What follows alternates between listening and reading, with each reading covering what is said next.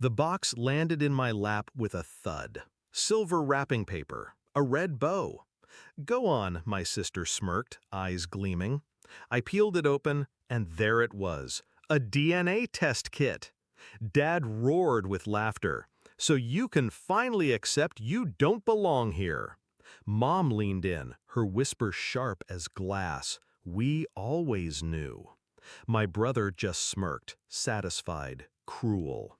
"Face it, you're not one of us." Their laughter filled the room like smoke. I didn't laugh. I didn't cry. I just reached under the table, slid a black box across the polished wood, and watched it stop in front of Dad. "Open it," I said. When he did, his hands shook, his face drained, his world collapsed. And I walked away. But let me start where this really began. I was 10 when I noticed it. The silence after I spoke. The looks exchanged between my parents when neighbors said, "She doesn't look much like you." I told myself it was in my head, that love was thicker than blood. But love in our house had rules. Rules that never bent in my favor. My sister's failures were excused. My brother's cruelty was rewarded. And me? Every achievement, every sacrifice, dismissed as if it didn't count.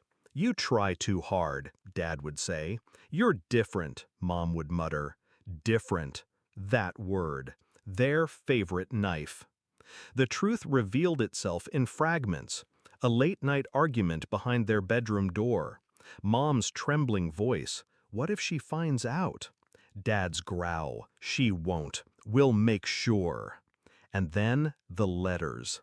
Hidden in the attic beneath old Christmas decorations. Faded envelopes, hospital seals. My birth certificate, not a match to the one they showed me growing up. I wasn't blind. I wasn't theirs. But the betrayal wasn't just that they lied. It was how they enjoyed it.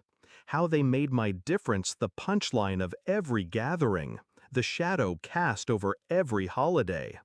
So when my sister handed me that DNA kit, wrapped like a joke, I knew it was no accident. It was a stage, a performance, and I decided the performance would end with me. I didn't rage, I didn't confront, I prepared. I hired a private investigator, subtle, precise. He found cracks my family had buried under decades of lies. Bank transfers, secret payments, a name, one man's name that kept surfacing in old files and medical forms. Not mine, his, my father's. The man who had raised me wasn't who he claimed to be. Not my father, not anyone's father, legally speaking. He was living under a stolen identity, a family tree built on fraud. I gathered everything, documents, records, DNA reports that didn't just show I wasn't theirs, it showed he wasn't who he said he was either.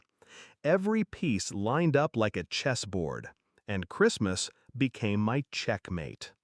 When Dad opened that black box, he wasn't looking at jewelry or a gift. He was staring at his own unraveling. Inside was a thick folder, certified documents, his real name, his real origin, the proof of the man he buried decades ago. "You?" His voice cracked, the laugh gone. "Where did you? How did you?" Mom's hand flew to her mouth. My sister frowned, confused. My brother leaned closer, curiosity slipping into dread. I leaned back in my chair, calm, collected. "You wanted proof I don't belong?" I said. "Here's proof you don't." The silence was suffocating. Every page he turned drained another shade from his face. His stolen identity, his fraudulent past, all of it laid bare in black and white. The DNA kit they'd mocked me with now felt like a toy compared to the evidence I slid across the table. "You've been living a lie," I said, my voice even. "And now it's documented, recorded, ready to share."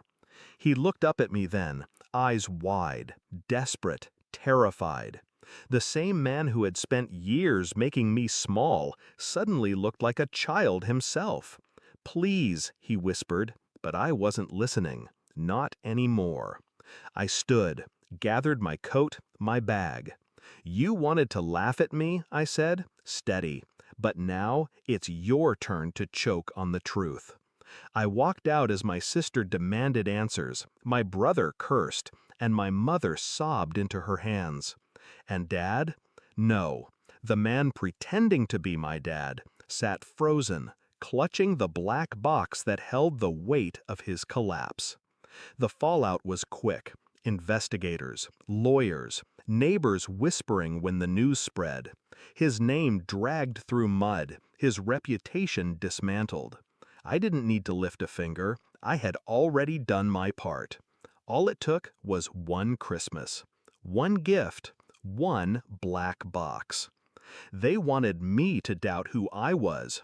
Instead, I made them doubt who they were. And in the end, it wasn't me who didn't belong in that family. It was him. Because sometimes revenge isn't about shouting. It's about sliding a box across the table, watching their hands tremble, and walking away while their entire world collapses behind you.